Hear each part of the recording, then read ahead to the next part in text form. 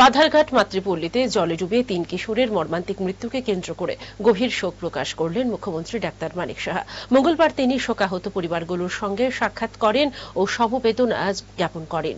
মুখ্যমন্ত্রী জানান, রাজ্য সরকারের পক্ষ থেকে মৃত কিশোরদের প্রত্যেকের পরিবারকে ৪ লক্ষ টাকা করে আর্থিক সহায়তা প্রদান করা হয়েছে। সামাজিক মাধ্যমে এক বার্তায় তিনি এই তথ্য জানিয়ে পরিবারগুলোর প্রতি সহমর্মিতা ব্যক্ত করেন। মুখ্যমন্ত্রীর এই মানবিক উদ্যোগে কিছুটা হলেও ভরসা পাচ্ছে শোকাহত পরিবারগুলি।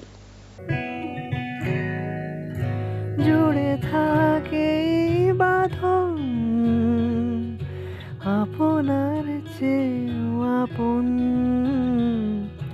জুড়ে থাকে বাঁধন আপনার চেয়েও আপন, আপনার চেয়েও আপন।